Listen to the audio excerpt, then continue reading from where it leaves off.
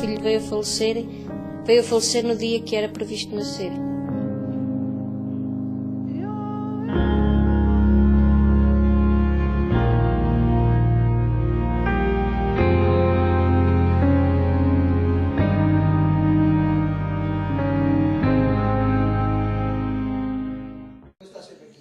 Isabel estava grávida de 39 semanas. Era o segundo filho com nascimento previsto para 24 de fevereiro.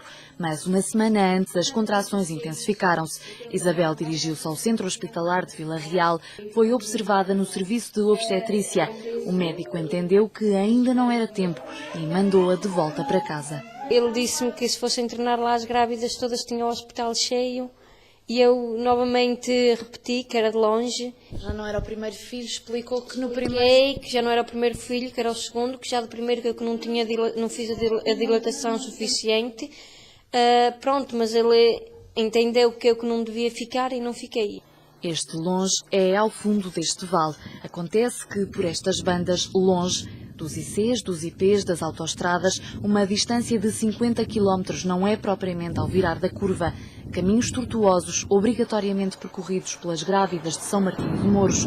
Desde que a maternidade de Lamego, aqui a 15 km, fechou as portas, todas as mulheres do concelho de Rezende têm que ir a Vila Real para dar à luz. Foi em casa, apenas 2 dias depois da primeira ida ao hospital, que lhe rebentaram as águas cerca das 10 da noite.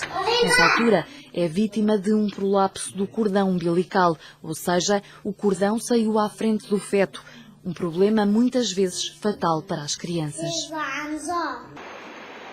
Os bombeiros chegaram rapidamente à casa de Isabel. A equipa do INEM foi ao encontro da parturiente, a meio caminho do hospital.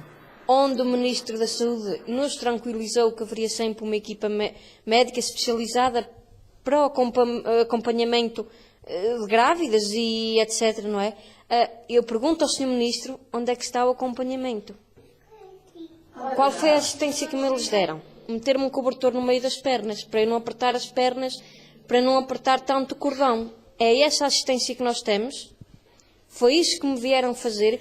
Uma doutora que nunca tinha feito um parto, segundo ela comentou isso com o bombeiro, nunca tinha feito um parto. A senhora ouviu? Ouvi. Depois de muitas tentativas por parte da TVI e ao fim de quase 2 meses, o INEM informou-nos que no distrito de Vila Real as parturientes podem contar com 3 viaturas médicas de emergência e reanimação, colocadas em Chaves, Viseu e Vila Real. No caso concreto, foi uma equipa médica de Vila Real que foi ao encontro da ambulância onde seguia Isabel, perto da régua. O INEM afirma também que a médica em causa cumpriu todos os procedimentos adequados à situação. São poucos os pormenores sobre a viagem de casa até à unidade hospitalar.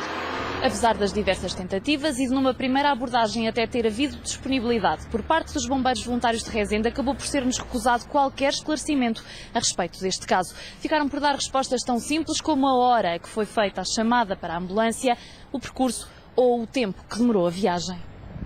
À chegada à maternidade, Isabel foi imediatamente sujeita a uma cesariana de emergência por sofrimento grave do feto.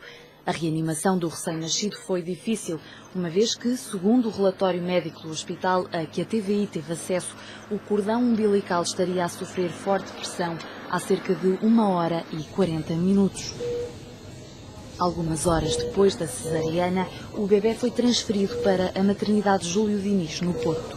Da entrada aqui na maternidade Júlio Diniz no dia 21, às 4h50 da manhã, um quadro neurológico grave com uma encefalopatia hipoxicosquémica grau 3, que traduzindo significa que tem uma asfixia grave. É um bebê que está em coma e que se vai manter durante o seu internamento aqui na maternidade até ao dia 23/2, sempre em coma reativo, e acaba por falecer já no dia 24, às 0h40, acaba por falecer sem nunca ter recuperado a consciência e sempre com uma falência multiórgão que nós não conseguimos reverter. Os casos de prolapso do cordão umbilical são raros e resultam muitas vezes na morte da criança. O cordão exteriorizado acaba por ficar a sofrer compressão exercida pelo próprio feto. De uma forma simplificada, os pulmões do bebê são a placenta. ou seja, a oxigenação do seu sangue dá-se na placenta. E os vasos que fazem comunicar o feto com a placenta passam no cordão umbilical. Portanto, quando o cordão é completamente comprimido, não há comunicação entre o feto e o local de onde lhe vem o sangue oxigenado. Daí que se entra uma situação de asfixia, como se nós não pudéssemos respirar.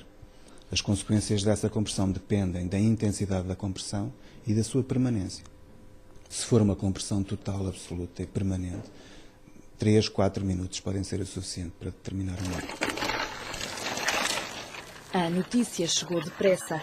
Um telefonema atalhou as curvas e contracurvas de um lugar longe de tudo.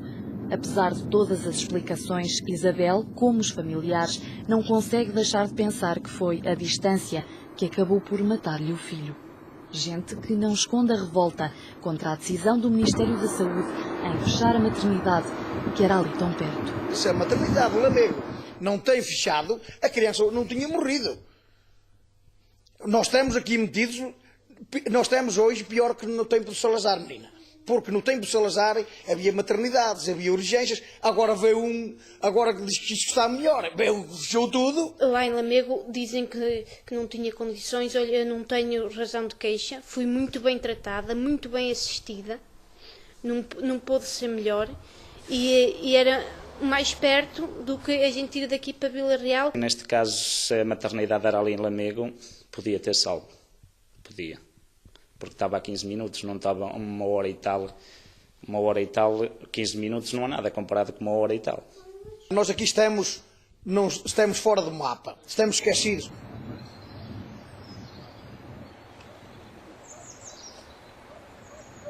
A administração do Centro Hospitalar de Vila Real abriu um inquérito onde se conclui que não houve falhas na assistência médica prestada na instituição, mas a família não se conforma. Se ele tivesse lá deixado ficar a minha esposa, acho que isto que não podia ter acontecido e podia não ter acontecido, não é? Acho eu.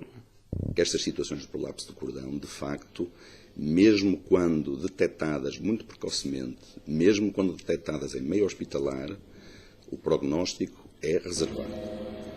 Quando acontecem no domicílio, por exemplo, mesmo aqui no Porto, mesmo numa cidade em que os hospitais estão disponíveis, é um bocado especulativo a gente dizer que se o hospital estivesse a doer, não sei, talvez, mas como lhe digo, é especulativo.